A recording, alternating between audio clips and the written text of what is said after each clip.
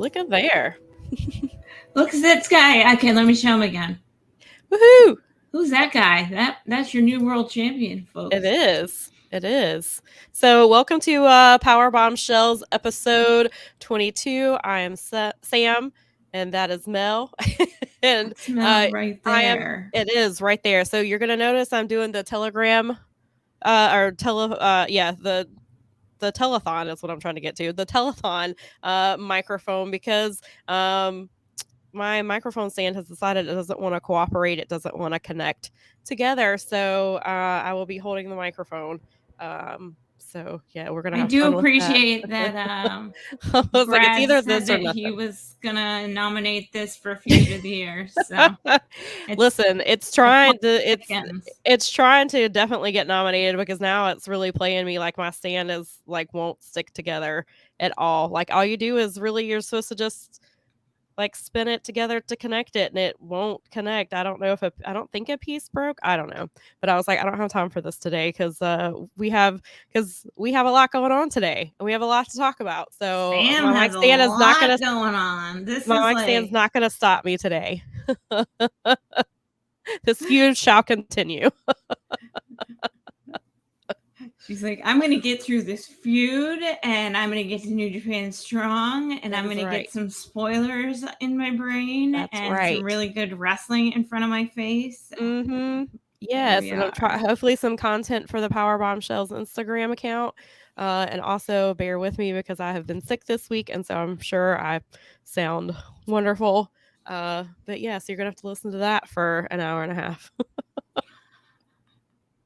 We're crushing it. We're having the best day ever. We are. So I guess quickly before we get into the seriousness of that happened, It seems like every time we've got something planned, somebody named Vince McMahon decides something else is gonna happen, and I'm like, no, we have our show planned already. But before that, I want to get to something that's more a little more important than that. Mel Coleman, if you have seen her art on Twitter, she has all kinds of cool things. This is one of her most recent pieces. It's her Thunderstorm piece, which I think is amazing. Really I love great. how it's really great. And then she just did this What If series where she put wrestlers in different gimmicks. So here we see Eddie and John in the Scorpio Sky Ethan Page gimmick. And she did like she has Vicky Guerrero in the Max Caster gimmick where it says yo listen, and she's like Vicky's wearing his like gear and stuff. It's really great. And so she did a whole series on that. She did like a Valentine card series. She's done all kinds of stuff. So she's super creative and she's very talented. And she even she does some stuff outside of wrestling. I saw her Eddie Munson artwork that she did for Stranger Things, which is fantastic. So she is having a little bit of a hard time right now. She has lupus, which obviously, if you're familiar with that, can definitely cause a lot of issues. It's definitely an invisible illness, which we have talked about several times on our show. And so she's struggling a little bit right now. And she has a GoFundMe. I heard that she was a little hesitant to create the GoFundMe. But she did, and if anybody in the wrestling community can help, that would be great. Even $1 helps. If you can't donate, that's perfectly fine. Retweeting it and getting the info out to other people, that helps a lot. And so I retweeted it from the Powerbombshells account yesterday. I'll retweet it again throughout the week. We'll put it we'll either put it in the description or we'll put the link in the comments. That way that you can get to it directly. I will say yesterday I had a hard time making a donation. It took me several times to go through. I think GoFundMe was giving her some issues. So if you have some issues with it, you may have to try again. I usually my VPN doesn't bother me when I try to donate on GoFundMe, but yesterday I had to turn it off and it went through. I don't know if it's related or not. Like I said, I've not had that issue before, but just if you use a VPN and you're having problems, that could be it. But yeah, so we just want to, since she does so much for the wrestling community with this great art, I wanted to make sure that we got the word out about, the help that she needs and if anybody can help. And again, like I said, if you can't donate monetarily, perfectly fine. you can retweet it and get the word out there, that's helps a lot too. So just wanted to get that out there. Excuse me. That's all right. That's really important stuff, and I'm glad that we can get those things shared. Definitely. Are we going to Vince? Are we going to get the Vince thing out of the way? Yeah, that's what I was thinking. I was like, let's just have to talk about Vince. I mean, well, we have to talk just because we've been covering other things.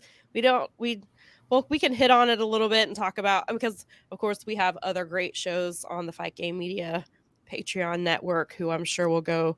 I can't wait to. I'm sure Keela has a lot to say. The upcoming wrap is going to be we'll talk about it a little bit and give our takes, and we can talk a little bit about maybe what comes next type of thing. But I'm sure they'll definitely get really into it. So if you're on the Fight Game Media Network on Patreon or here exclusively on YouTube, you're gonna hear about Vince this week probably several times. I'm sure some of you already have, because it seems like a lot of people went live on Friday to talk about the situation. So it's definitely, it keeps unfolding. So if you've been with us the last few episodes or just on the internet in general, you've probably seen that Vince McMahon has been under investigation by the WWE board. It has come out that he has paid at least 4 women $12 million in hush money because of his taking advantage of his power and exerting it on these women who are just trying to do their damn jobs. So they found the women are currently under NDAs, which means they cannot come forward and speak about what happened to them, and they cannot confirm or deny whether they are any of the women in question. So please, if you find them on social media, leave them the hell alone. And also you're re-traumatizing them. I'm sure it's a lot. They probably never expected this information to go public. Excuse me.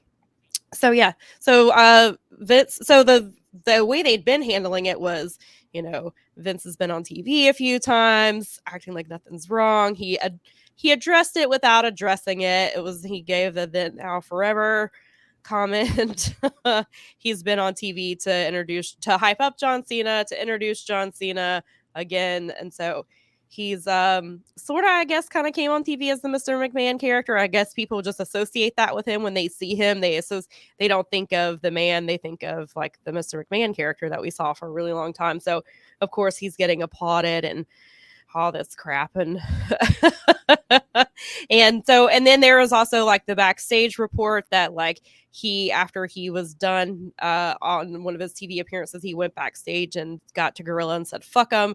So he clearly didn't care about any of this going on. And then Friday afternoon, a tweet goes out from the Vince McMahon account saying that he is retiring.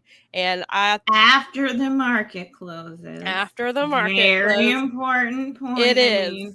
It's, you don't have to be a rocket scientist to realize that was, I call that the Friday evening news dump, and it's exactly always right at it's after, and it keeps people talking over the weekend, or it distracts them entirely from what's going on. Well, Vince, if he thought people were going to be distracted, not the case at all. I think it was more of a stocks thing for for their investors. But yeah, so they did wait until Friday afternoon at like 4:30 when somebody sent the tweet to me, or sent it to a Slack group that I'm in, and said, is this real? Which is exactly what I thought. I was like, wait a minute, did he get hacked? But then literally at the same time, WWE corporate posted a link and said that he had retired. It had his full statement about how he's 77 and he's got to retire, basically. Of course, no addressing anything. He's just making it seem like it's an age thing, which is not necessarily a surprise. And then they decided to have Stephanie go on to SmackDown to, I guess, kind of make things seem normal, because that's kind of how they've been playing it. But before they got to Stephanie, there was a walkout from Brock Lesnar, because I guess a lot of people were really shocked, because they said Vince had the whole meeting before Money in the Bank was nothing's going to change. Vince is still here. Vince is going to be here. Nothing's changing other than Stephanie is the interim CEO now. And they made this whole big thing about it. And then he just kind of retired out of nowhere. And so sounds like a lot of the talent were very surprised by this. Especially, and then so apparently Brock Lesnar was pissed and left. Well, I mean, come on. Yeah, I mean, who else is gonna pay him to work 10 times a year for? Yes, right. Yeah, for millions of dollars. So he probably thought, oh no, this might go away now. So he left. SummerSlam is next Saturday. He's in the main event against Roman Reigns. It's a last man standing match, or last man standing match to crown the undisputed Universal Champion, I believe is the correct term for that title. Yeah. And so obviously, that kind of puts them in a spot if Brock Lesnar doesn't want to be there. And so there were rumors that they got somebody lined up just in case they couldn't convince him to come back. Something happened. They did convince him to come back. Maybe I kind of think maybe Vince called him and was like, we need you. And relax. Yeah. Maybe he offered him a bigger payday if he came back. Maybe he said, you'll win at SummerSlam, and then you don't have to wrestle again until the Blood Money show in November. I don't know. Right. But yeah. Well, and the thing that, because some of us saw because the internal memo, I guess, leaked of what he said to the staff. And it was this big hurrah thing about waving the banner proudly of WWE, and he's still going to be watching, and just all this crap. And so I guess maybe he went to Brock and was like, WWE needs you right now. There's so much change. You're the one name that everybody knows. John Cena's not here anymore. Randy Orton's hurt. Maybe Cody's out. Right. Yeah. Maybe he's like, I need you to do this for me, type of thing. So we haven't heard exactly what happened to make him calm down and come back, but he did come back. Apparently he came, they did rewrite the entire show because it was apparently a Brock Lesnar heavy show or heavier show. And then they had to rewrite the entire script to take him out because they weren't sure if he was going to come back. They left the ending open so that if he did come back, it would work. If he didn't come back, it was fine. They could get away with it. So he did come back. Apparently, I didn't see it, but apparently he beat the crap out of Austin Theory, which is interesting because Austin Theory is the Vince McMahon guy. Vince has been pushing him. He kind of has tapped him to be who he thinks is the next big thing. So it's interesting that Brock is the one who beat him. So that's interesting. But yeah. Well, they're kind of scrambling, and I think that the reality here is that Vince doesn't do that unless there's something. I mean, we've been talking the entire time, but something else is coming, and it's clearly damning enough that he has decided. How do you not have? I mean, I think every single person who's ever watched the WWE is like, oh, well, when that guy if he ever does decide to retire and doesn't drop dead in his office at 3 a.m. Right. That would be Ric Flair's having a whole show committed to his retirement. Do you think that Vince McMahon would just tweet it? Right. And that was the thing. That was what I tweeted within a couple of minutes of seeing it and realizing, okay, this is legit. He's not been hacked. This isn't storyline. And that's what I tweeted. I said, there has to be more coming, right? Because he has been so just obviously in general, just Vince is not a person who backs down from anything. But he's gotten away with things for so long. Exactly. He's never faced any punishment for anything. Right. So what reason does he have to believe that this is going to be any different? Yeah, exactly. And so we have, this situation's only been going on for 6 weeks, maybe. I think it's not been very long. It's only been a couple of months, and he's been very, I'm still here, then now forever. Vince McMahon's gonna be here till he dies, which is what everybody pretty much thought was gonna happen. So for him to retire abruptly makes me feel like something bad is coming, or the women are going to be released from their NDAs and are going to be able to speak publicly. And I'm wondering if they're going to be able to get around that somehow, or if they're going to be able to have someone speak on their behalf. There's now been rumors that there's going to be a Real Sports with Bryant Gumbel, who, obviously with Real Sports, they deal with the actual things that are happening. It's not a scripted show as far as like they don't do story, like they really investigate. Great show. What's I really happening. enjoy it. They're one of the last bastions of sporting news that actually does.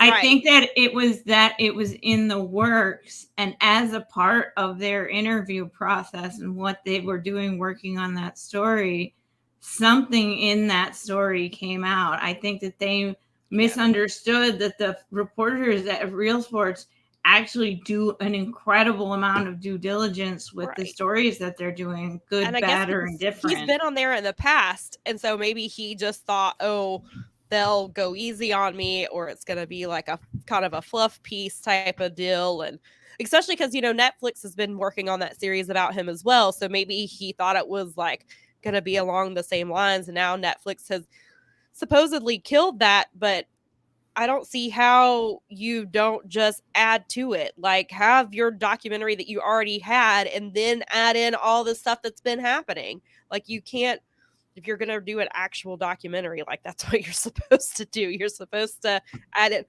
But, obviously, I'm sure Vince has certain things that he agrees to work with things like this. So maybe, they're supposed to focus on one thing only, or focus on like just like kind of, I guess not even necessarily a fluffy piece, but just to make Vince look likable, or to not have all this other stuff. So maybe that's why they backed off. Who knows? But, I think the more mainstream media attention, the better, because wrestling is its own little bubble, and there's only so much that we can do. And I know obviously a lot of the outside media, they look at wrestling as fake. They look at it as storylines. They look at it, they don't take it seriously, but this is a very, very serious matter. And I think the more mainstream media, the better.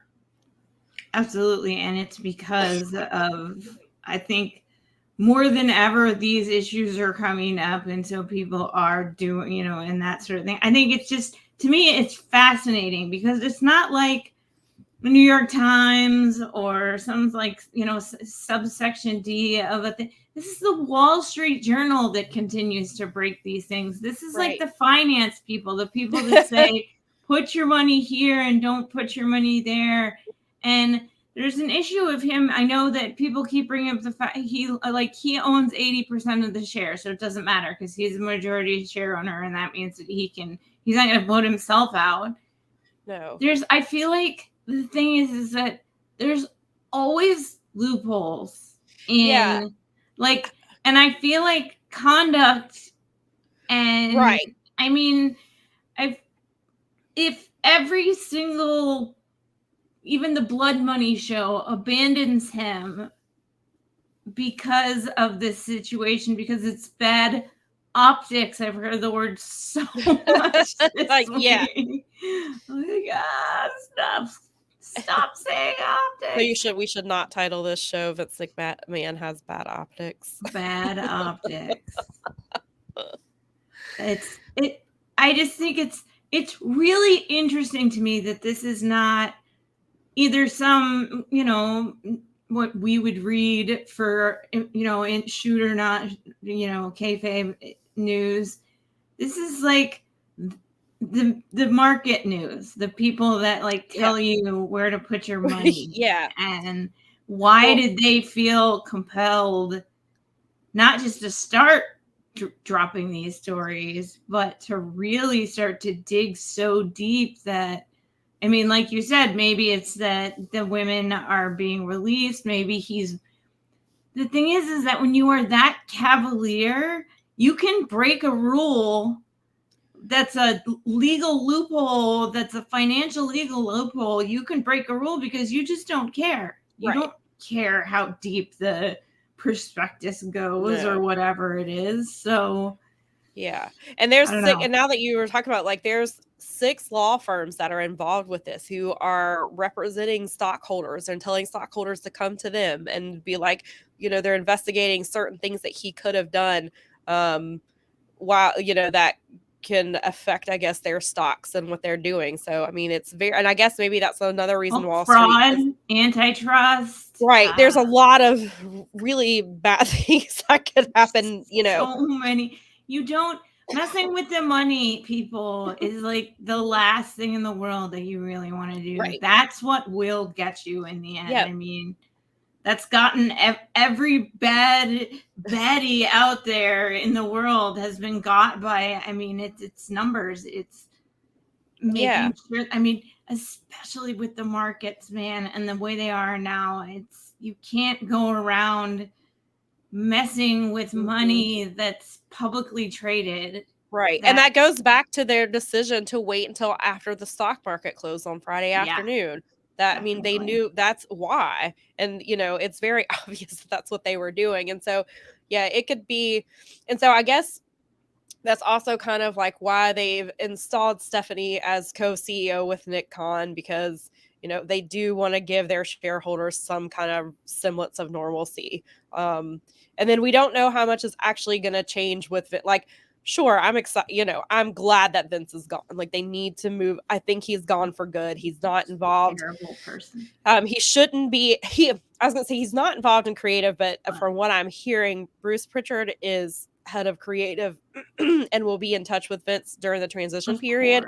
So Vince still has reach and control. And so, and one of the things I do want to go back to real quick when you were saying, because he has 80% of the shares, one of the things that I read yesterday was saying that because he has 80% of the shares, if he wanted to, he could initiate a sell of the company. And so they were saying there's some talk that maybe they're trying to be careful not to piss him off by changing things too much, by getting rid of a whole lot of people that are Vince guys too quickly. And I was talking about how I was like, because I was talking to some other people about it, and we were talking about how it's almost a form of blackmail by him to not piss him off and not rock the boat enough where he would sell the company out from underneath them, which is definitely possible. But then, you know, on the other hand, he only has so much power, and, you know, what exactly is he going to do? Like, you have to, at some point, you're going to have to cross the line of what's better for business, which, you know, that's what Vince says all the time. What's best for business? Well, best for business is getting Vince the fuck away from this company. Yeah.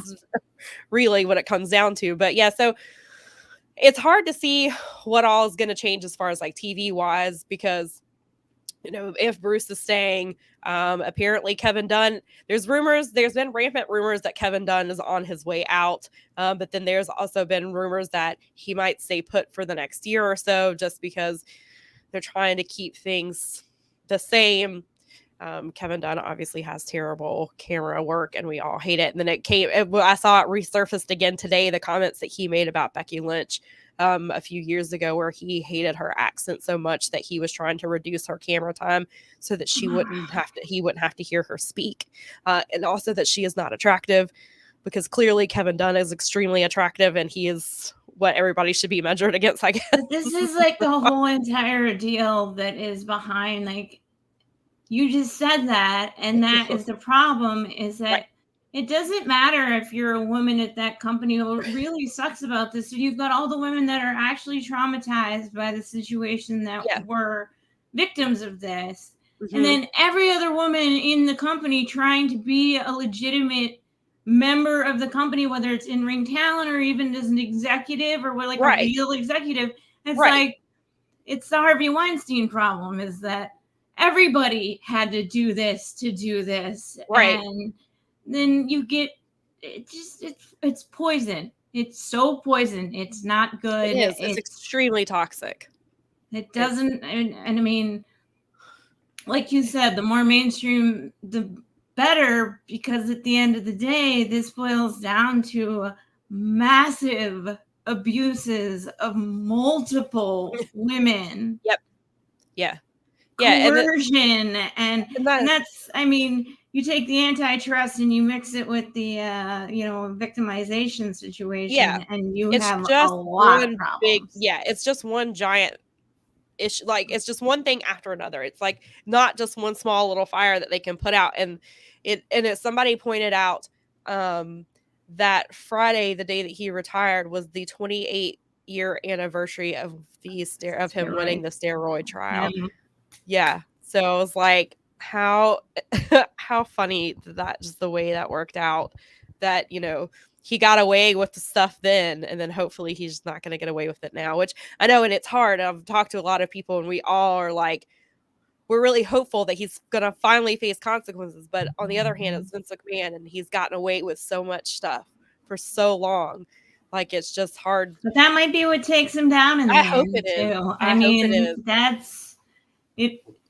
I had someone say to me this week, empires were made to fall. And I mean, I think maybe, and then of course the infamous Jim Valley saying before Dave Meltzer, Vince screwed Vince. And at least, I quite enjoyed that little statement there. And I also, I mean, I doubt very seriously Jim's watching or anything. But guys, if you missed Saturday's Wrestling Observer Live and him doing the roast of Ric Flair for you, so that if you have to miss the show, he did it. And he did a perfect job. I think he nailed it. I think I would almost, I don't want to see the actual one, because I think that like Jim covered it perfectly. And so go look for that. It's out there.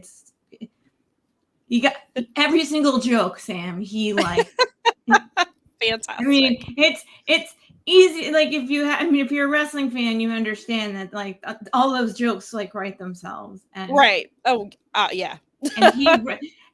And Jim captured that beautifully. So that's good to that. hear. That was a wonderful Saturday afternoon. Enjoy getting a big kick out of that. I'm a big fan of roasts in general. I kind of like that style of humor. Yeah. I mean, I'm a George Carlin fan, so yeah. So yeah, definitely a little bit of a visceral person, but excellent work. Well done. 5 out of 5 stars. Good. I won't break the Mel scales, right? The Mel scale.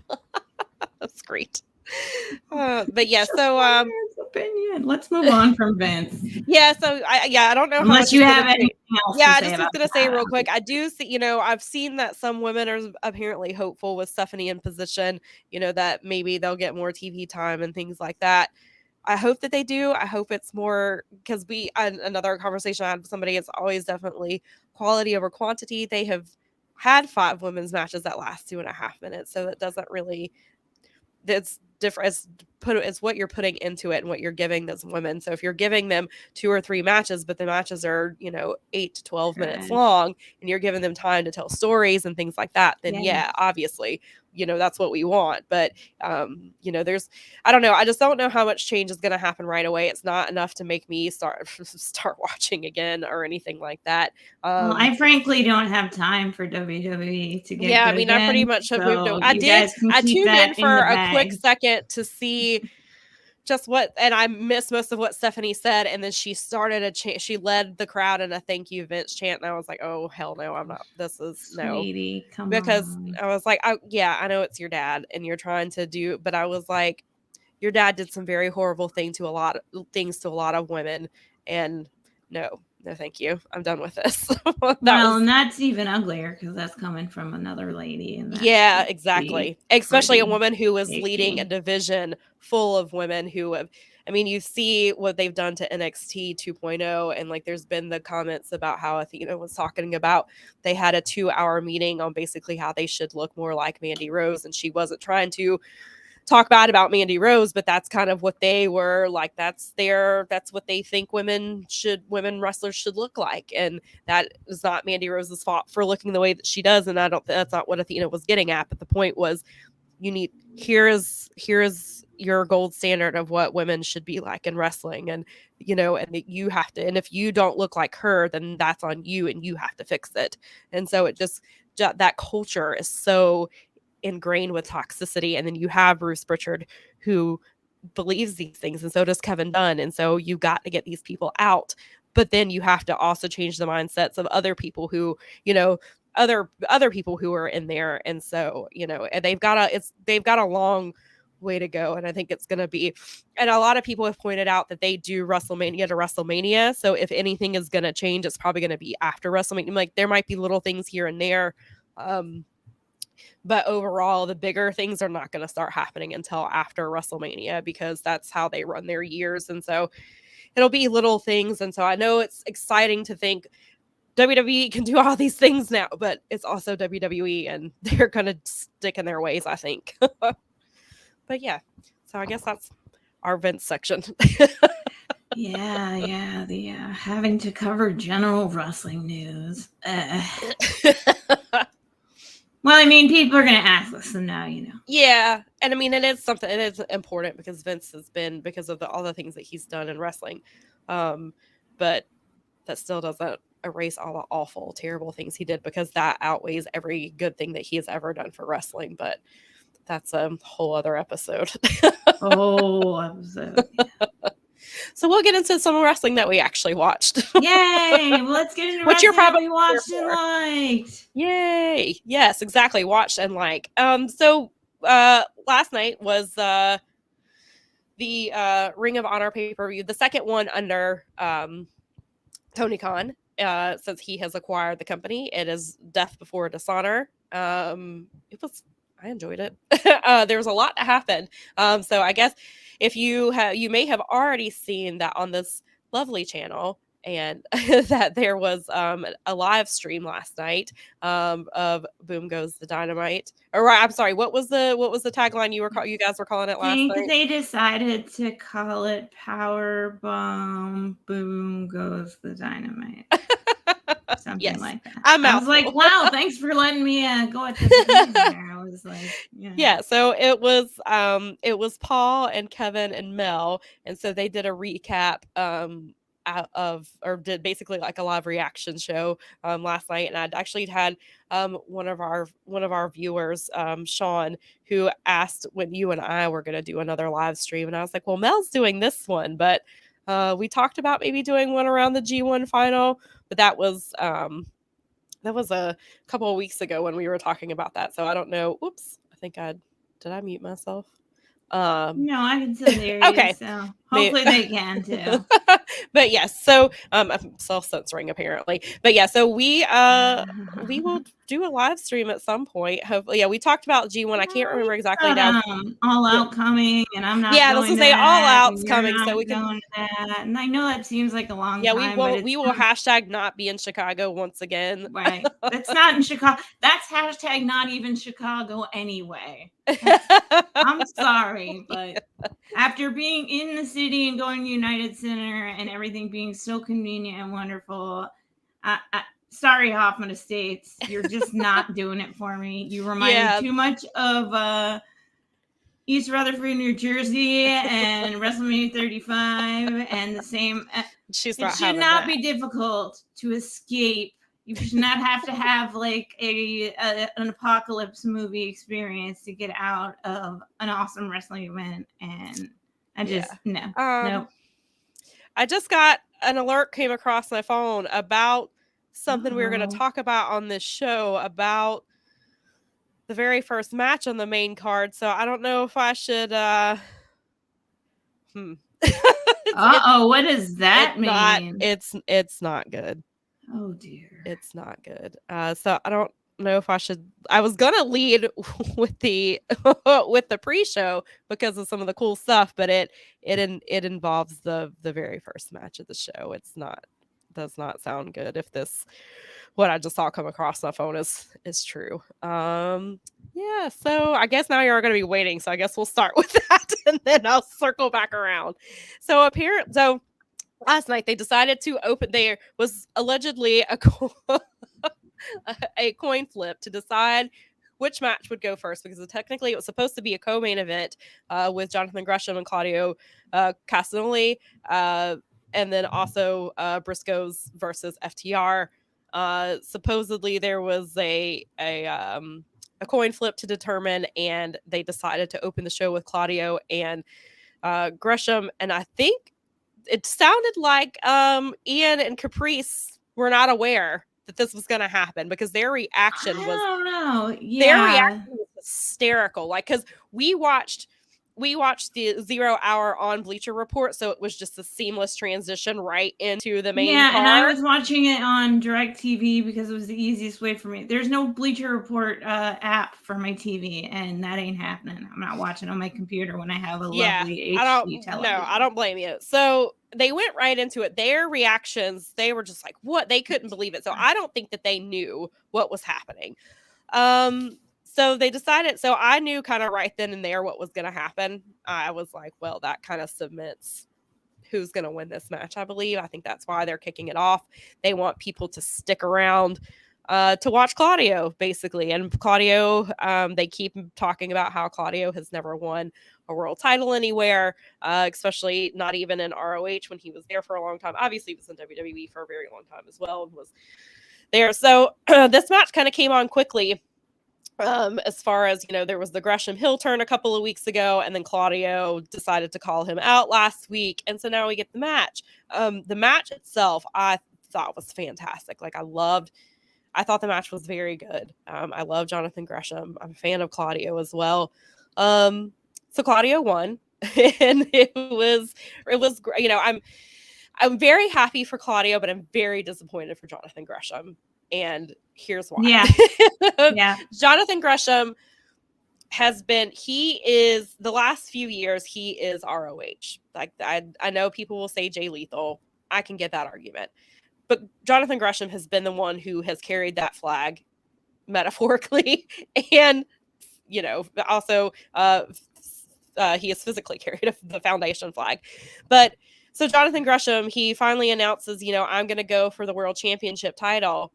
And 3 weeks later, ROH shutters, and everything, we don't know what's happening. And so it was crappy the way that it happened. And so Jonathan finally wins the title. So there are some positives. He defended the title in multiple companies, in Impact, in Terminus, in Progress, and things like that. So that part is phenomenal, including last night's title match. He defended the title 18 times.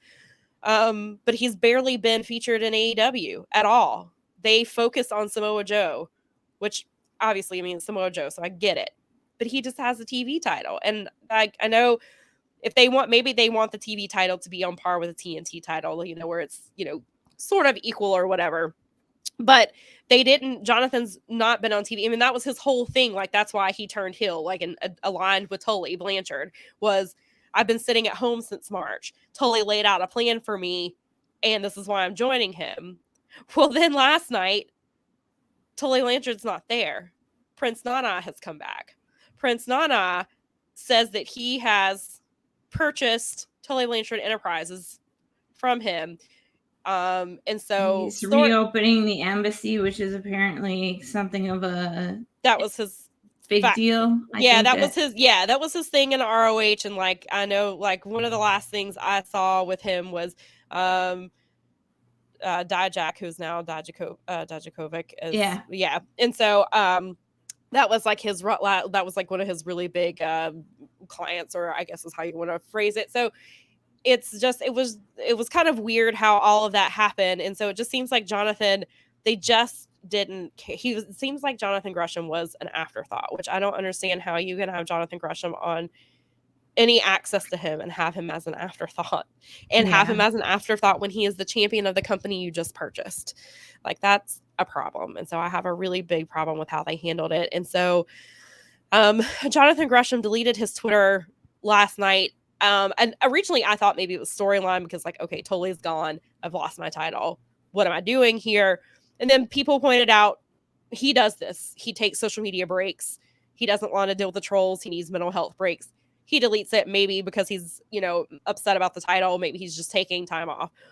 Well, I just got a message that came across my phone that Sean Ross Sapp is reporting that Jonathan Gresham asked for his release and may have cussed out Tony Khan.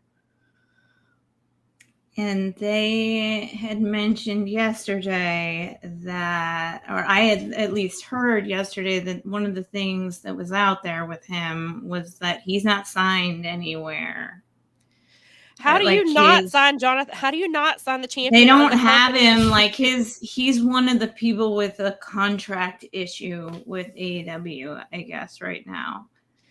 And I think there was a lot of when we were talking last night, there was something of a what does this tell him if there's nothing, but like we didn't have you keep this and oh man. I hate this for Jonathan Gresham. Yikes. The way this has been handled has been terrible. I don't this really I don't like the situation at all. Jonathan Gresham deserves better. He deserves far better.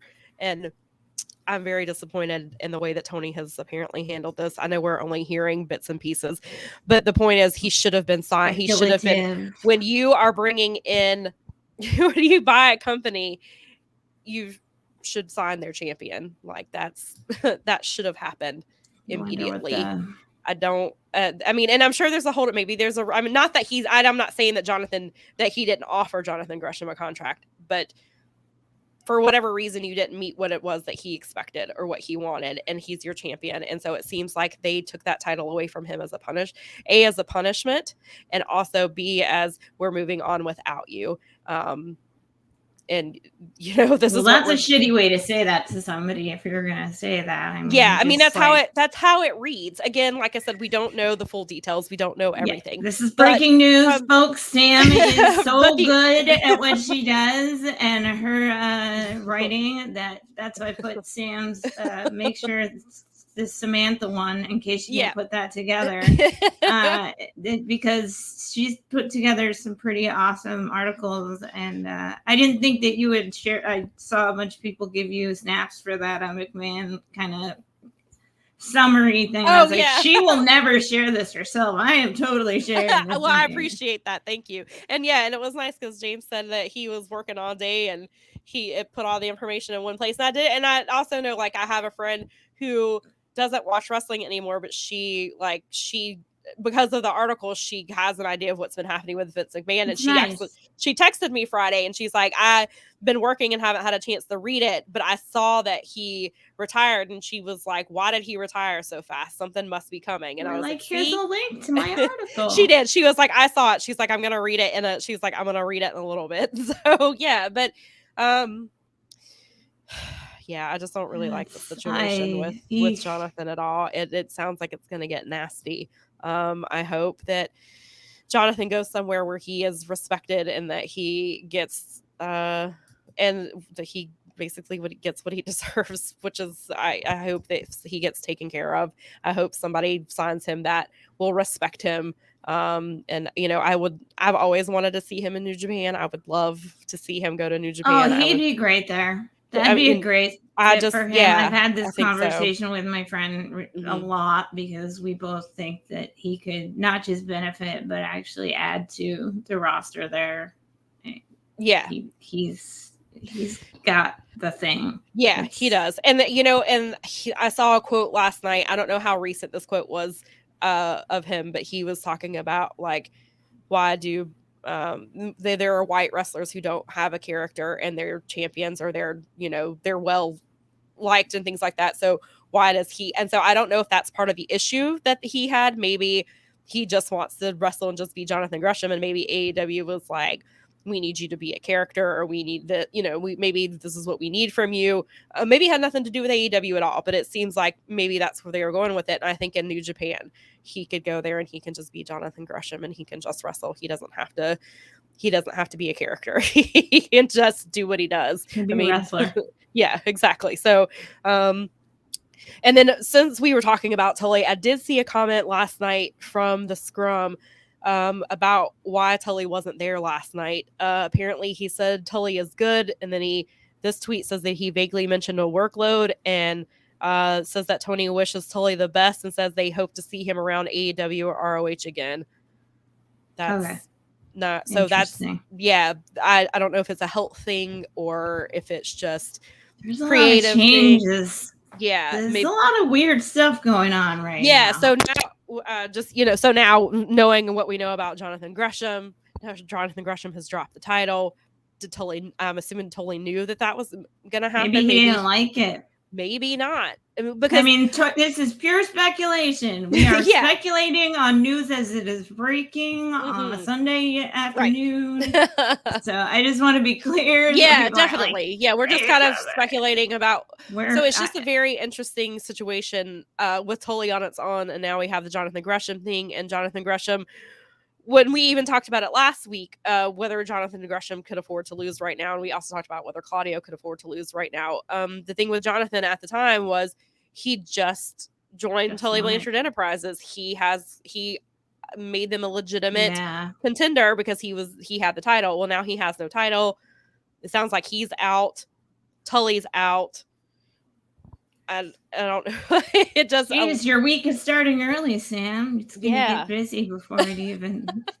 It is. I mean, Sunday, I guess, is technically the first. I mean, it is, but I'm trying to enjoy this week. I've got New Japan to get to, when you go, you just focus on the reason that you listen and do all this stuff. Yes, and you don't have to worry. Yeah. So we'll get back into the rest of the other things from last night. So last night, I thought, from 0 hour to the end of the show, I enjoyed everything. There was not one bad match. I was really excited about the pre-show just because some people I like are on that show. So here is nice to see Colt. It is. So there's the lovely Death Before Dishonor 0 hour poster. It was nice. They simulcasted on both ROH and AEW's YouTube channels, which was cool. Hopefully ROH picked up some subscribers over there.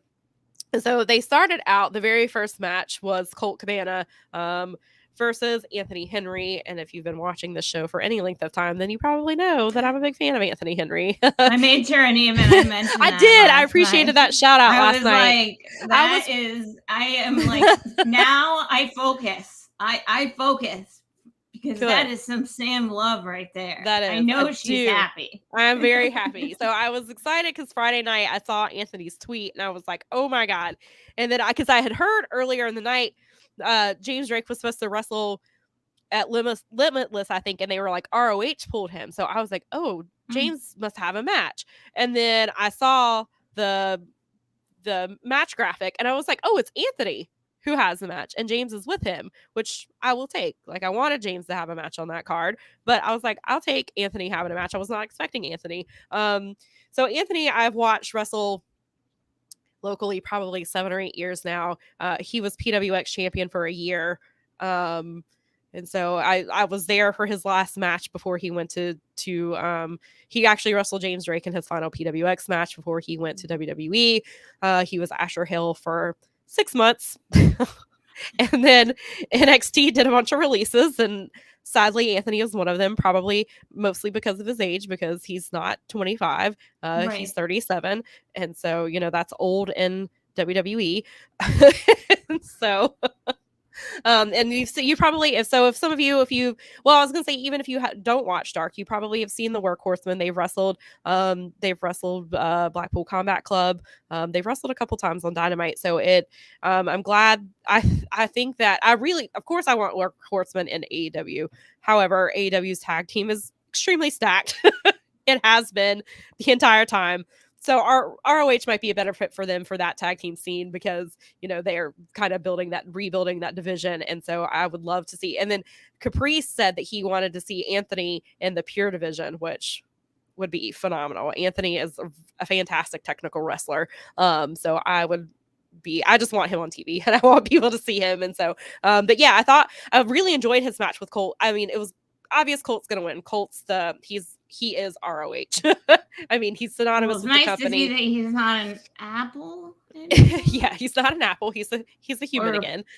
Banana. I was I think he was. Thank God! I was so worried. It's been a while. It's been a while, and so he's.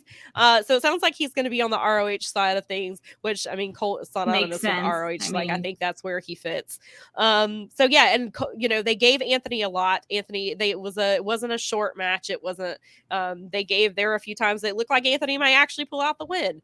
So that was nice to see. We saw JD Drake get involved a little bit, which I think JD Drake and Colt have kind of had. I'm trying to remember if the Wingmen. I know the Wingmen have done stuff with Dark Order, but I can't remember if Colt was there when they had some of that stuff. So there is kind of that kind of spilling over into ROH, which is cool to see. And we got the cool spot from JD Drake, which I don't think he's named that move, and I'll have to ask him. It's the move that he does on the outside of the ring where he hits them really hard with the forearm, or like he sits them up on top of the apron and he forearms the hell out of them, because he did it to Dante Martin last week.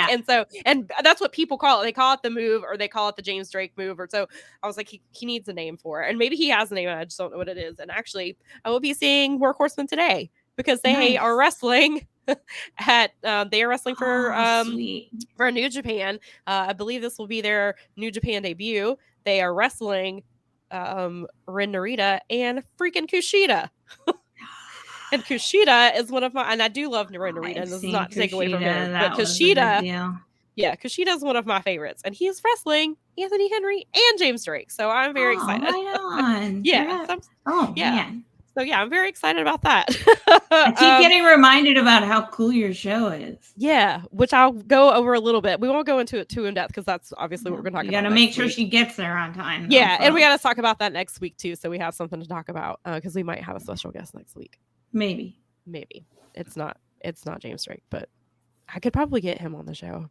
That'd be fun. Maybe one day I can get him. I might have to go through AEW, but I'll talk to him.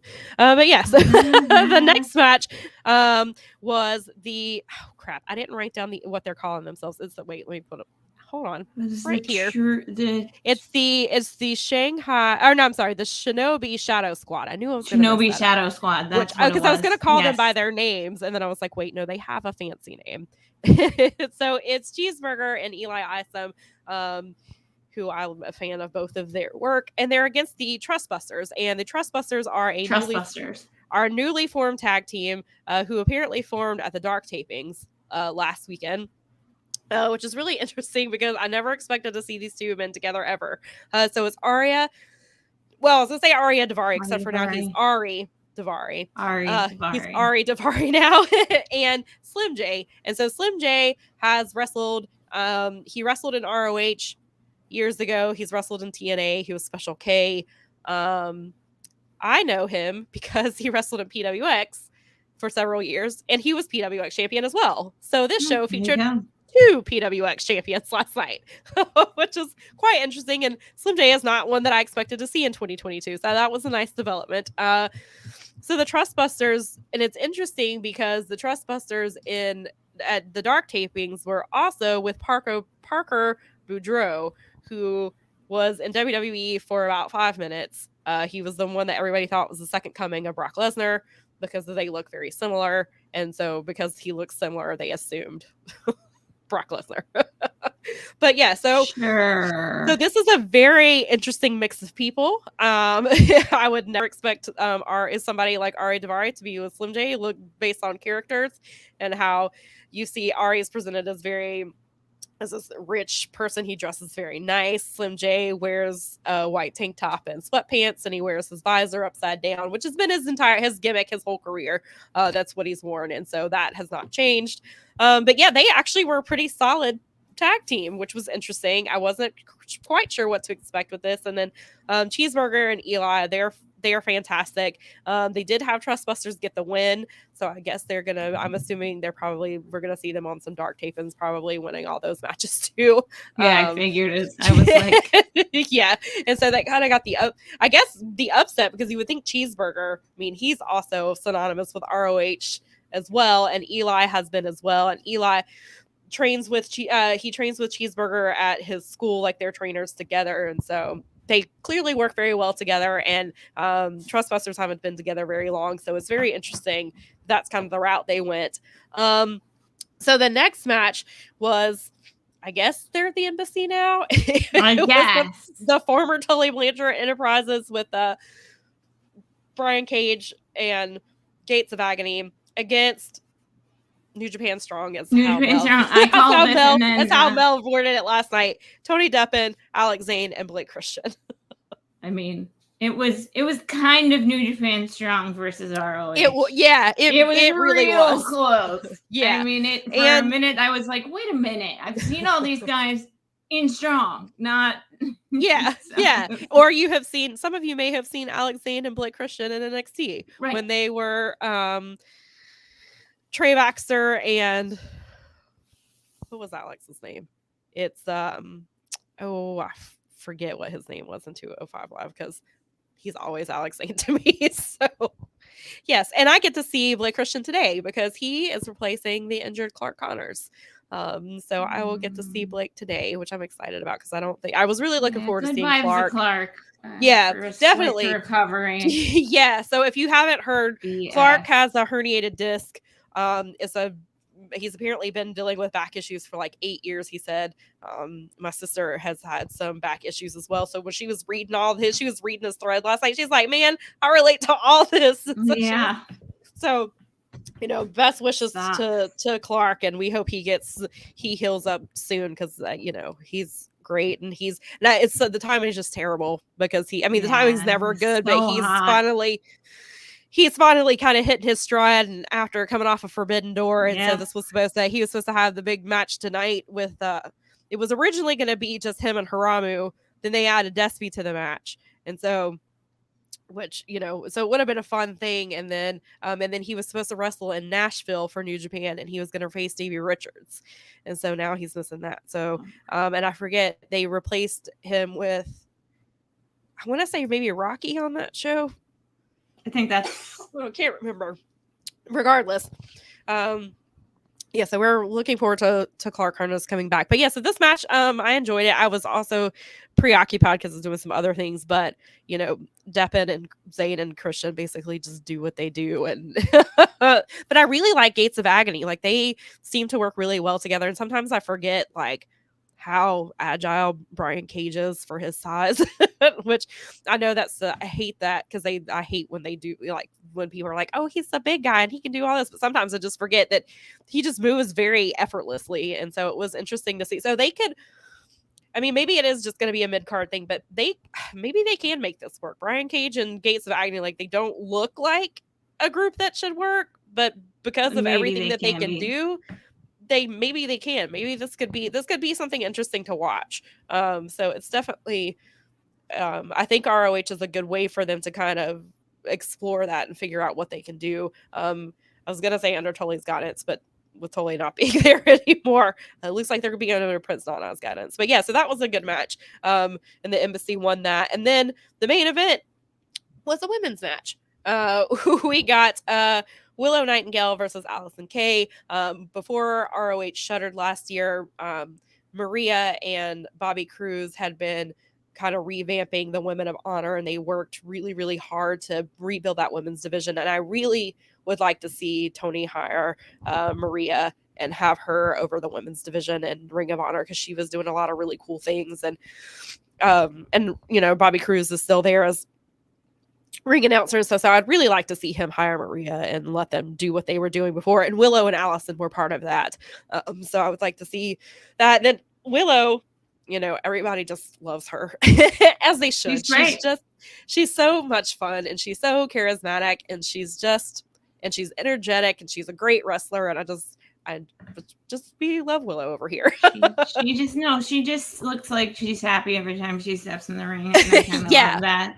Obviously she is, but it's actually, there's an authenticity to it that doesn't make it feel weird. And that was funny because Allison Kay wrestled here at our Knights of Columbus, and I got myself an AK hoodie.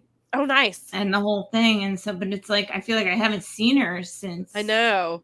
Yeah. She's been doing a lot of stuff in in NWA. But she was in. Okay, that's good to know. Yeah, she's been over there. I knew that and she was in ROH. But she's been doing stuff in ROH, and then she did NWA, and her and Marty Bell, they are the Hex, and they are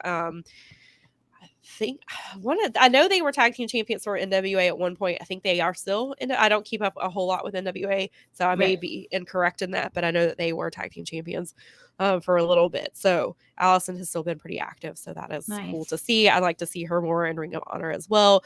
Willow got the win. Seems like Willow, especially Willow, getting the win over Allison Kay. And they were in the main event I know it's the main event of the pre-show. I get it. Still a main event.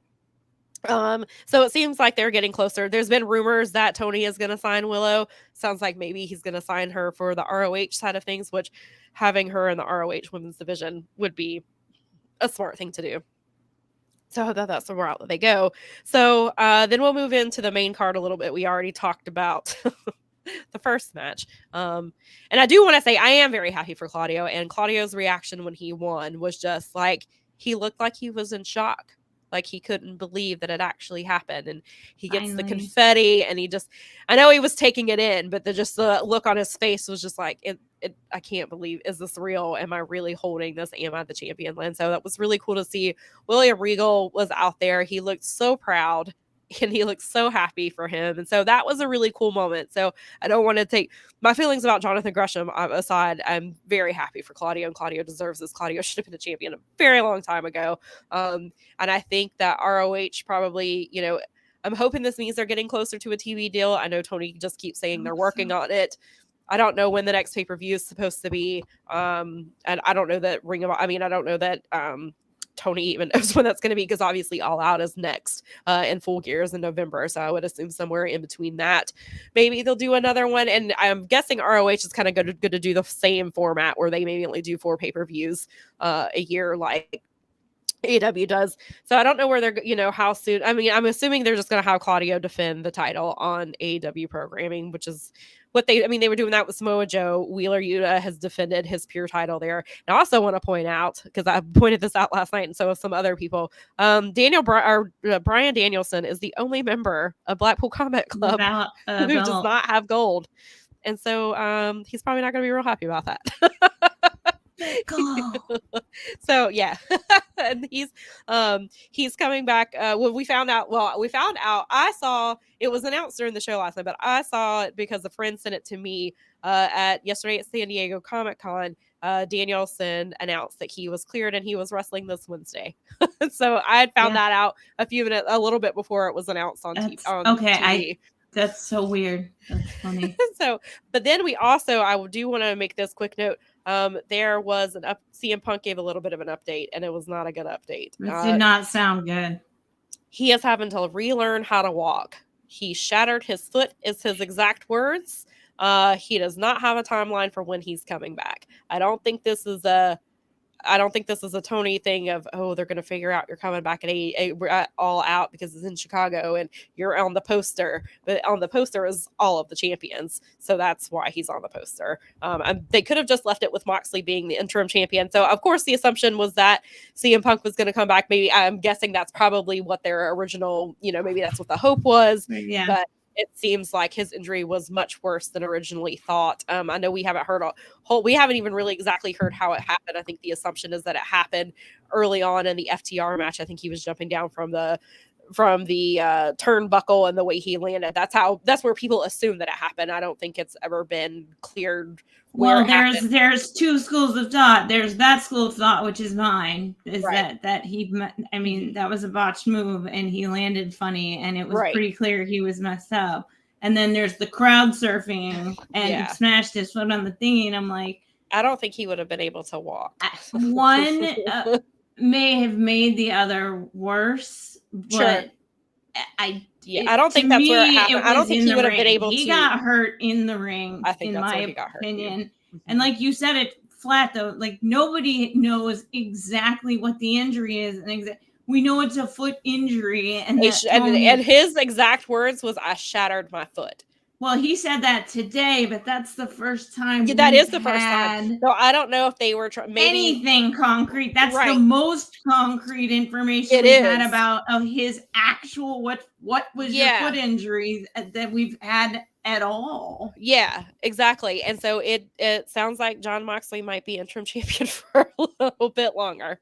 Unless they go another route. Maybe he doesn't hold it the entire time. Maybe they give it to somebody else and they face CM Punk. Who knows? I mean, it just depends on how long CM Punk's going to be out. Maybe he's going to be out too long. Maybe he does need to vacate the title and then you get a match for that. Right. Yeah. I mean, and so, and maybe they didn't know until like once they got in there and saw how bad it was, and then like what the healing is looking like. He was wearing a big boot yesterday because I saw a few pictures of it, and he's definitely booted up. And I don't know. It sounds like I don't think it's a storyline or anything. I think CM Punk is actually pretty much more injured than we all were led to believe. And I don't think they were trying to mislead anybody. I think it's just they didn't know the extent of it until they got in there, and then probably once the healing started, and it's probably just one of those things that they're just gonna have to play it by ear and see how he goes through his recovery.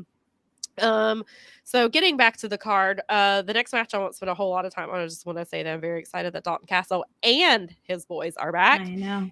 And on top of that, if you do not know how to tell them apart, they have their names now. They're no longer Boy 1 and Boy 2. They are using their names Brandon and Brent, which is exciting. And Caprice said that it is Brent with the tint and Brandon with a blonde. So that is how you can tell them apart. Awesome. Thank you, Caprice. Yes. And I would like to say that I love Caprice and Ian. I know there was some comments about Ian on the other show last night, Paul. And that is okay. However, Paul has his polls about him. That's all right. He's allowed to have them, and I'm allowed to say that I don't think he's correct. But I love Caprice and I love Ian, and Ian's really funny, and I love his pop culture references, which I know that's what Excalibur does, but the way Ian, I don't know, Ian he has a different way about him, and he's just so likable and he's so fun. And then Caprice, he I do also, I mean, I like Caprice anyway, but he is also from Charlotte. He wrestles and he is also a pastor. As well. Yes, but Caprice is awesome and he's so much fun, and I just enjoy the both of them together. And I like that broadcast team. I mean, even if he is kind of goofy, I kind of like it. I think for them. And I definitely I know I made this point. Go back and watch the Boom Goes the Dynamite, Power Boom Goes the Dynamite.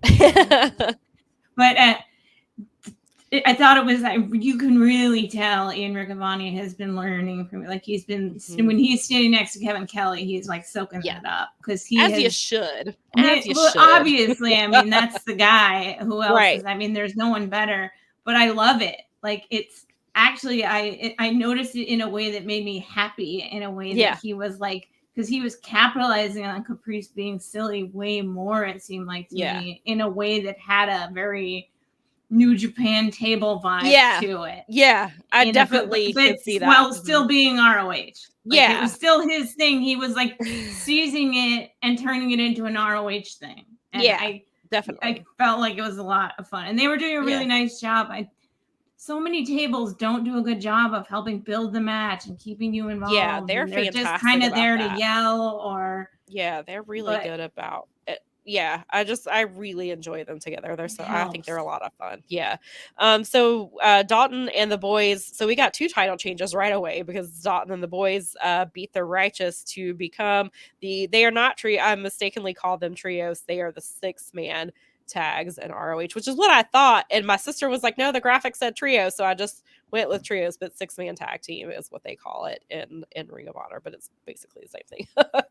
So the next match was one of the matches I was looking forward to the most, which was Wheeler Yuta versus Daniel Garcia. I don't know why Paul thinks this match was not technical enough, but Paul's gonna Paul.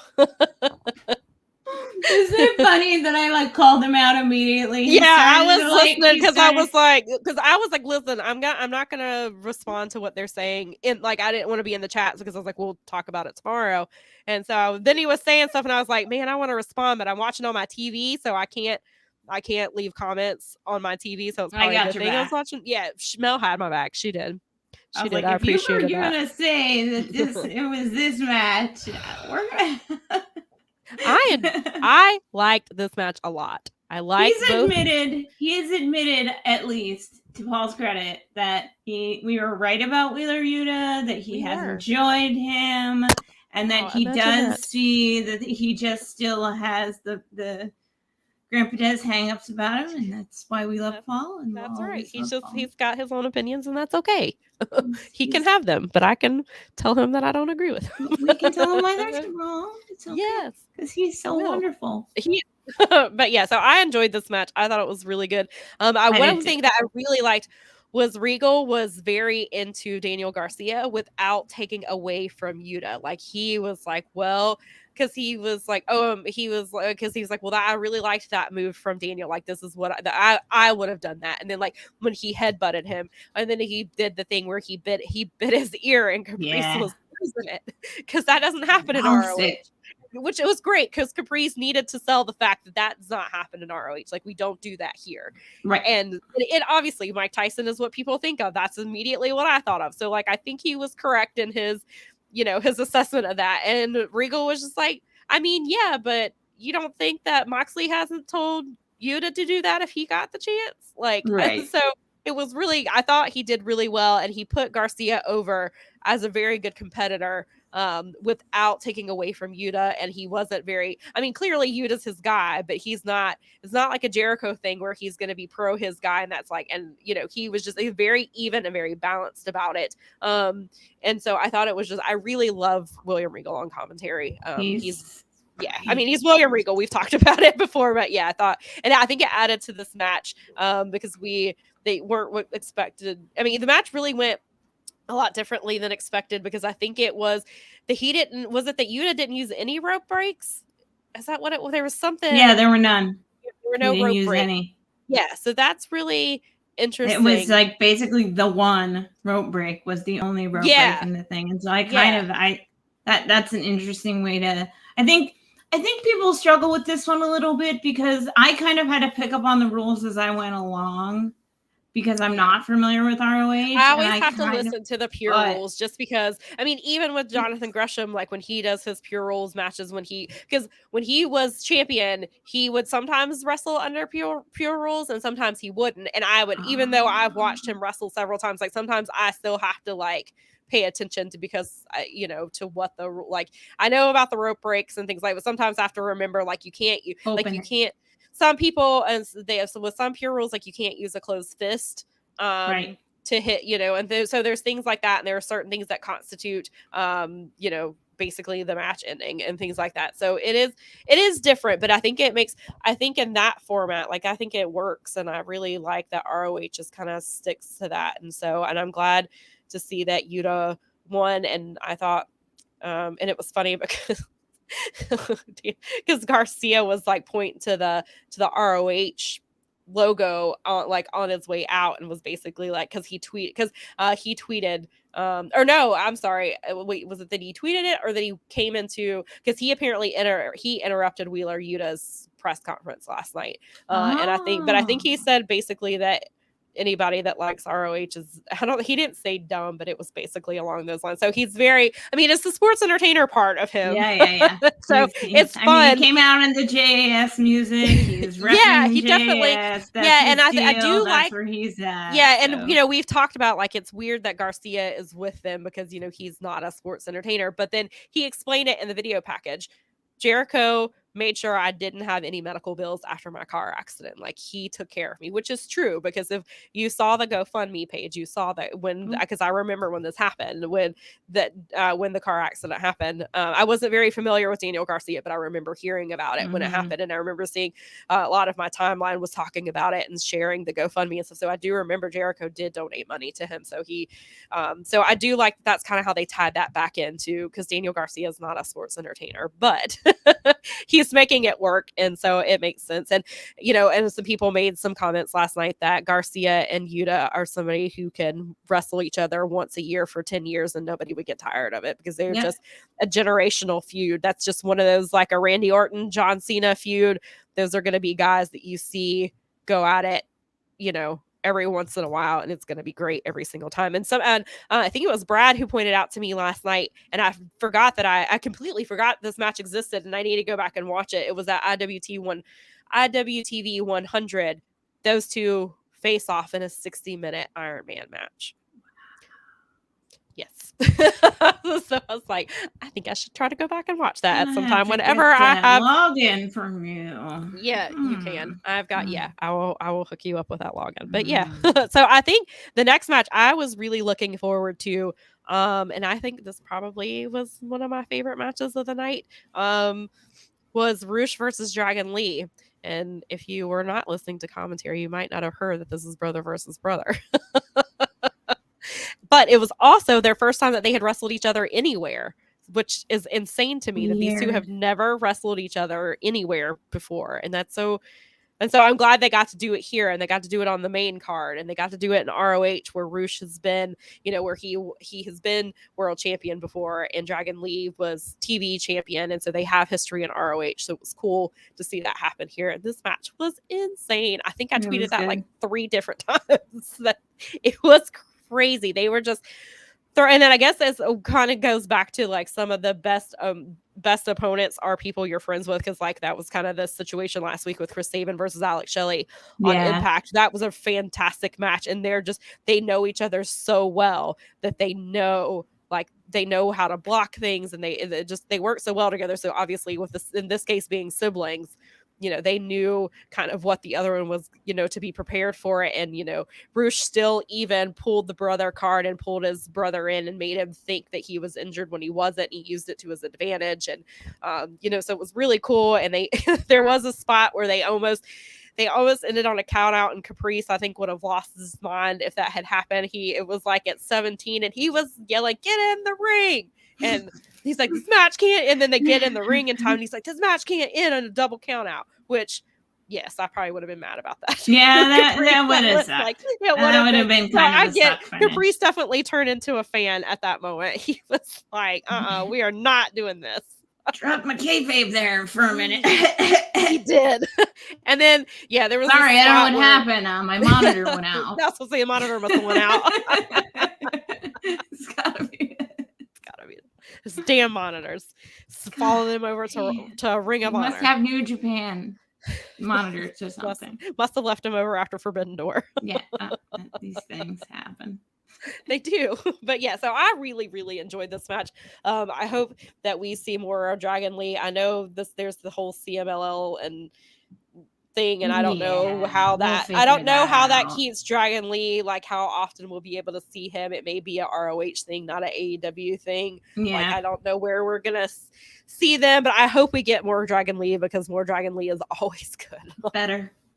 Yeah, and Roosh is great, and I really like him. I like him with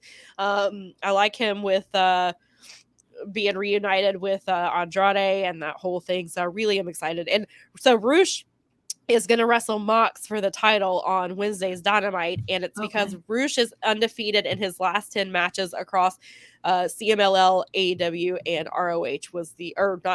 Maybe it was AAA, AEW, and ROH. I saw last night, but that was what had qualified, because I heard them say he's been undefeated for his last 10 matches, and I was like, well, clearly he hasn't had 10 matches in AEW. But I saw that Tony made that clarification last night, that is because he's been undefeated for his basically in 3 different promotions, and so he's getting a title shot, which, it's an interim title shot, and they can just do it because they want to. That's how I feel about it. But I think that match is going to be awesome. Should be good. So then the next match we got was the lone women's match on the main card. It was Mercedes Martinez versus Serena Deeb. This is a feud that has been, they paired them together for a little bit. It was obvious what they were going to do with it. That Serena was going to turn on Mercedes, and she did. And I liked this match a lot. I thought it was really good. I know there were some comments about this match as well last night. But I mean, and they're valid. They are valid. But I think Mercedes needed this win. we talked about it a little bit last week. Like, Serena is one of the best, and so for Mercedes to beat her is huge, especially in her title run. Where she's wrestled some women, like on Dark and Dynamite, or Dark and Elevation and things like that. She's had some TV title matches as well, but this is definitely the biggest match she's had as champion. People are split on her, so I think it's fair that using Serena Deeb as someone that has made a dent with people. I think that was a perfect way to go. Yeah, I think that if people had their doubts about Mercedes, now she's the thing, like she's the champion, and she's going to be in ROH, and this is going to be her place where she lives, and hopefully Serena is going to go back and work some other younger ladies up into a frenzy. Yeah. And I kind of think that's what Serena's deal is. Like, not that she doesn't want to be champion, because I don't think that's the case, but I think so. I think Serena, because that's what she was doing in WWE. She was training. She was helping build up younger women. So she's building up the next generation of women, and she's building up the women who are there now, who maybe they do have 3 or 4 years of experience, but they don't have experience wrestling somebody like her, or maybe they're newer. And so I think Serena can use where she can do both, where she can eventually fight. I think she should be champion. I think it will probably happen at some point. Hopefully it's an AEW. It's possible that maybe she's eventually the Ring of Honor women's champion, but I think at some point she will have gold. I just don't think it's right now, just because of what they're doing. But I think that Serena can still give these women really great matches, and she can elevate them. And like you said, some people are split on Mercedes, and so I think that kind of helped elevate her to the next level of her title run. I don't know where Mercedes goes next. I don't know if they have her, if it's Willow maybe next. Maybe they bring in Allison Kay. Maybe they bring in Trisha Dora had signed with ROH right before they shuttered, and then she had just signed with them. She signed with them like 2 months before they shuttered. So but they vacated a lot of contracts. When they vacated a lot of contracts, obviously, when they decided to shut her for a little bit. So she is currently not under contract with Ring of Honor. As far as I know, I don't believe she's under a contract with anyone. So I'm hoping they will bring Trish in, because we love her, and we think she's great. And so she would be great. Thing about her that I don't think exists right now. Yeah. And I think she's somebody that would be a good for Mercedes, and that could be something where that's a feud that they hit back and forth, like that's something they could go back to. I think those are just the type of women and competitors that they are. So I really enjoyed this match. I thought Serena looked great. She made Mercedes look great. Mercedes did really well. The fans were kind of split. They were, I think, a mostly pro Deeb crowd, but they were into Mercedes at points too. And so I think just the more Tony has got to get Mercedes in front of the camera more, and not just on Dark and Elevation. She's got to be on TV more while they're building up this women's division. ROH needs a TV deal. Yeah, it's got to come. They're getting to the point where they've got to now. The simple answer at this point, because you can't keep using up AEW time for ROH, because there's not enough AEW time for AEW. Right, exactly. Yeah, so they've got to get that figured out soon. And so the next match was Samoa Joe versus Jay Lethal. This is the first time we've seen Samoa Joe in 3 months, it seems like. Yeah, because he's been injured, and so Jay Lethal's basically kind of been carrying the feud by himself with Sanjay and Satnam, and they've just obviously they use Samoa Joe, and they yell like Friday Night's Rampage. Well, Sanjay screaming into the camera at Samoa Joe just a lot, because he was just Lethal's got who was he wrestling? Why did I just blank on who he was wrestling? Because it wasn't Claudio. God, it was Christopher Daniels. Oh, that's right. And so they had a really solid main event. And of course, after the match, they were beating him up, and they were making an example of him. And Lethal had him in the, I don't think it was the Koji clutch he had him in, but he had him. And so Satnam was like, Satnam helped him in the beginning. And then so Sanjay's just screaming into the microphone, this is the camera. This is what's going to happen to you, Samoa Joe. And he broke a pencil, and it was very funny. Just the way it came across. Sanjay was break your pencils. All right. Right. You won't have any pencils to write with. No writing utensils for you, Samoa Joe. I'll break your pants too. Actually, no, I won't. That's too messy. Anyway, that is very messy. The fans they missed them some Samoa Joe. He got a gigantic pop. Yeah, I mean, I think he would have got the pop regardless, just because he's Samoa Joe, but because he's not been there. That was like, it was like when he debuted in AEW, like it was loud and they were excited and they were doing the Joe chants and they were firmly behind him all match long. They were a little quiet. The one I will say I would not have put Mercedes versus Serena after Roosh and Dragon Lee, because that match took a lot out of that crowd. I mean, they were pretty hot most of the night, but during that match they quieted down some, and they piped back up here and there, and then towards the end they really got back into it again. But that Roosh and Dragon Lee match was just so chaotic, and there's constantly things happening, and I think it was just really fast paced, and so the fans got into it, and I think they just needed a breather, which I guess is probably why they put the women's match there. But then it kind of took them out of it. But then Samoa Joe coming back in took them right back into it. That crowd was hot all match long, and it was a really solid match. And Jay Lethal looked really good. Samoa Joe was just Samoa Joe, and I know there's some questions about his weight that he put on, but he's been injured. I mean, and he's Samoa Joe. I mean, he's not working out. When you're not working out and you're anybody, but certainly someone that works out regularly, it's not good.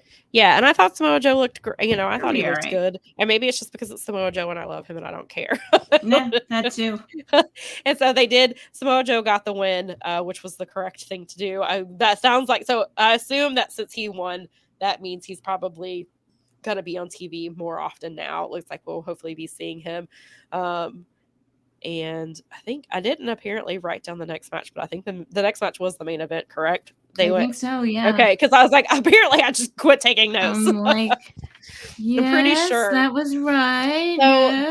So the main event was as Caprice, as advertised, and Ian kept saying the rematch and the biggest rematch in ROH history. I was like, is it though? I mean, I know people were really excited, but in ROH's entire history, that's it. But maybe it is tonight. It was tonight. I was gonna say for some people it was, but yeah. So it was, like you said, it it lived up to the hype. It should have closed the show. That was the correct decision to make, even with Claudio, because I don't think you could have had Claudio. I mean, I guess they could have had Claudio win and then went right into that match, but it was probably better. There would have been no good order. I actually thought that was smart. It was probably better that they bookended it. And yeah, because people were, because somebody tweeted me and they were like, they're starting with the World Championship match. And I was like, yeah, but it got the crowd super into it. Like they were. I mean, not that they were into the pre-show, but that just got them. Like that got them right there. They were ready. And I'm sure it sold some pay-per-views, because the people probably are like, oh, they're starting off with Claudio. Let me buy this real quick. Yeah. So, and they said that they had record buys for it. So let's hope that that's like a trend. Yeah, it seems like they did really well. And like the 4 biggest ROH pay-per-views were, I think I saw Madison Square Garden, All In, the last not Slammiversary, that's Impact. Was the last the first No Surrender or whatever. It's the first one of the year that they do, right? The first show that ROH ran under Tony at WrestleMania weekend. Yes. That Paul was I cannot think of the damn name, but yes, that show. It was really good. Oh, Supercard of Honor. Supercard of Honor. There it is. That's like Lord. But yeah, that was a really good show. But this one was really good too. And this match was fantastic. And Dax and his beat up chest are going to be wrestling in New Japan today. I was watching that, his chest bleeding. I was like, this man has to wrestle tomorrow, y'all. I know the Briscoes don't care, but he has to wrestle tomorrow. He's wrestling Rocky, or at least he's scheduled. I know card is subject to change. As far as I know, he is still booked today. But after the last maybe you guys get a big swerve surprise, like a cool, fun surprise. Who knows? But as far as I know, Dax is still supposed to be wrestling. Otherwise, Rocky. He's just taking more of a beating again today. Yeah. So that match was insane. The fans were in it all night. I think doing a 2 out of 3 falls is really smart. Like that was the best way to follow up the original match that they did. I like the 2 out of 3 falls idea. with that. And of course, I mean, it's obvious it was going to be even. And then they got and it was cool that the spot that they got, that FTR got their victory, or to even it out, they did a really huge rig, which was that no one's ever kicked out of. Because no one ever kicks out of it. I don't know. Somebody should ask Caprice, because I'm not sure if that is the correct statement. I don't know if that is correct. I know that you and I are perfect for each other, because you like hone in on stuff like that, and I'm like, shit, this is perfect. It's perfect. It's the same kind of stuff that I like to point out. Also, like Tiger Mask number 8. That's the first one. Kevin Kelly's monitor. I mean, thing. Jay White selling out Madison Square Garden and now the United Center. All by himself. Single-handedly. But yeah, so the main event was really good. It lived up to the hype, I think. I know some people were saying they weren't sure if they liked the first or second one better. I think it seems like a lot of people were they were just like, they're both really good. Like, one's not better than the other. I like the series. I like the idea of them having an Okada, Kenny Omega-esque series so now, going on right now. So it'll be interesting to see when the third. So what are they going to, their next deal is like a no time limit street fight deal that I don't think they practically had a street fight last night. I know. The first one was practically a street fight. So I don't want to see anybody die. No. No. But yeah, so it seems like and the loss doesn't hurt the Briscoes, especially because we know that they are signed full-time with Ring of Honor, so they'll be there. They're going to probably be the flagship of the tag team division in ROH. It seems like we're going to get I think Paul called it a Champions Challenge, because I noticed, so the show ended and I was like, it is 10:55. Something is going to happen. I thought for sure. I was like, I didn't know what it was going to be. And then they started talking. I was like, no, I don't think this is going to be it. I was like, they generally set something up. So something's coming. And it did. It was Claudio, William Regal, who is not going to be in the match, and Wheeler Yuta. So it was interesting that it was Wheeler Yuta. So they clearly think, I mean, I know part of it's because he's a champion and it's the Champions Challenge or whatever, which Paul pointed out is something that they do quite a lot in Ring of Honor because, he is the ROH historian. Right. And so, that will be fun. I wasn't really sure. Yeah. Cause I wondered, I was like, well, what's next for FTR? Because they have all these titles, clearly don't have the AEW ones, but I don't think they're going to be in that picture anytime. Like, I think they're going to swerve, and Storm and Our Glory is going to be doing their own thing for a little bit. Like, I don't think we're going to get that anytime soon. So I was like, so where does FTR go from here? And I guess that's our answer, is that they're going to face Claudio and Wheeler, young Wheeler, as William Regal calls him. I don't know when we don't know when this is going to happen. We don't know how much of this will be on AEW TV. There's still not a Ring of Honor TV deal as far as what Tony says. He's been talking to Warner Media about it. Seems like Warner Media is on board. I'm sure that pay-per-view helped. I'm sure, because the show was great. And it I think it shows that fans, and with it doing so many buys, like, I think Warner can see, okay, there's people, because I'm sure they're probably hesitant because ROH pre-AEW was not bringing in these numbers. Their pay-per-views were barely drawing 300 people in the audience. Their TV shows were not doing great ratings either. So I think now the Tonys kind of proved to them, the market is here. There's a market for it. Yes, it's probably mostly AEW fans, but there are some Ring of Honor fans that I think are still going to be into it because it's still presented as Ring of Honor. So I think that it still has a Ring of Honor feel, and it's a very Ring of Honor heavy. I mean, yes, there are AEW champions, but that's because there's going to, there's crossover. And Tony did say last night, apparently in the scrum, that there will continue to be crossover. And I think it's just natural when you have that many, especially when you don't have TV. You got to do what you can to get people to pay attention and to get people involved. And a lot of these people who are AEW, they are AEW signees. They've been in Ring of Honor before and things like that. So, but yeah, so it'll be interesting to see where they go. I hope they get TV soon. I hope this helps push Warner to give them a TV spot. I think I don't remember if it was James who said, somebody has said that they should utilize True TV as a home for them, which that could work. They were on when Sinclair owned them. They were I watched for a while and then kind of got out of it because their booking got where it was really bad, and I just quit. I would watch pay-per-views, and that was pretty every once in a while, or I'd follow along on Twitter. But they were on Fight TV for a little bit, and it was free every week. Every Monday it was free from 7 to 8 p.m. So I don't know that it'll go back to Fight TV because they already have a hard time getting people to watch YouTube for Dark and Dynamite. So it might be. So, and because they have this relationship with Warner, and Warner is obviously on a lot more households than I think, they can utilize it somehow. And I hope they get it figured out soon, because like you said, they can't keep waiting. We've already gotten 2 shows. We've gotten, we have 2 new champions. They're building all of these things. They're going to have to. You've got a lot of momentum and nowhere to tell the stories that are going to get you from pay-per-view to pay-per-view. Yeah, and you can't. I'm sorry, there's no time. We need more AEW shit. Like, we need more put the AEW women on TV, hours. Damn it.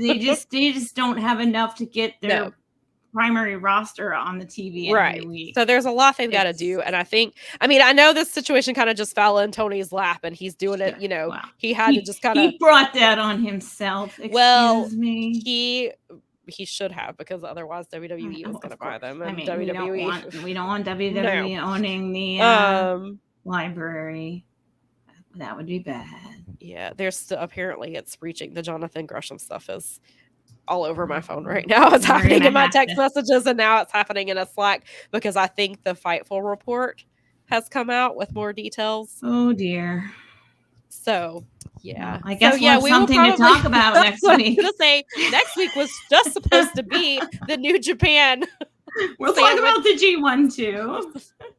Yes, when I have time to watch that. And actually, and we're gonna get maybe some feedback from some people that go to a New Japan Strong show today. Yeah, so I have watched the first 2 nights of G1. Then I got sick, and that I still haven't even watched Dark from this week, which I really want to watch Dark because Takeshita wrestled Anthony Henry, and so I want to see that damn match. And so it's just like, it's an hour and 50 minutes. It's almost the length of this episode. So I haven't gotten to it yet, but I will. And then also I heard at Dark that Takeshita wrestled JD Drake at the last tapings. I don't know when it's going to air, but I'm super excited for that. But yeah, so I'm going to go watch Workhorseman today. I'm going to watch Eddie Kingston. I'm going to see Rocky Romero, and maybe Dax Harwood if he's still functioning today. Yeah. Lucky Ali will be there. I haven't seen, because PWX hasn't been running shows, so I haven't seen some of these people wrestle. I used to see them every single month, and I haven't seen them in a couple of months, so I'm excited to see all these PWX people. I get to see Drew Adler, who is the PWX wrestler. I haven't seen him in a while, and so I'm looking forward to this. I'm still sad that there's no Tom Lawler on this card, but he's in the G1 and having fun with Royce Isaacs over there. They are pretty fun. I mean, they're being menaces over there. Yeah, they're in the best possible way. In the best possible way. I did end up making me laugh because I thought, because Kevin has been having to do some commentary by himself, and Tom told him, he said, I know I look like I'm all ears, but I'm good at talking about wrestling too, or something like that. So I saw Kevin said that he might have Tom on commentary with him, so that'll be fun. But yeah, so we'll talk about the G1. We'll probably talk about more about this Jonathan Gresham situation. I'm sure we're going to find out a whole lot more. And hopefully we don't have to talk about Vince next week. Hopefully we get a break from that. And so thanks for hanging with us. I'm sorry you had to listen to me sound sick all day. Hopefully next week I will not be coughing all the time. We all get sick. We're all human. Yeah, and you see all the places to follow us, and we're exclusive to YouTube. But we also have some really cool, there's also all kinds of cool stuff on Fight Game Media's Patreon and on their YouTube. And thanks for sticking with us for 22 episodes. Yeah. So yeah, I think that's about it. I'm gonna go get ready for New Japan, and like I said, follow Powerbombshells on Instagram, because I'll try to post some pictures over there. Let me pop that one up one more time. It's the same it's our same as Twitter. It's it's our same as Twitter. Yeah. There's the Twitter one. So yeah, all right, the same everyone. one will be there. Okay, we will see you next week. Have an awesome week. Thank you. You too.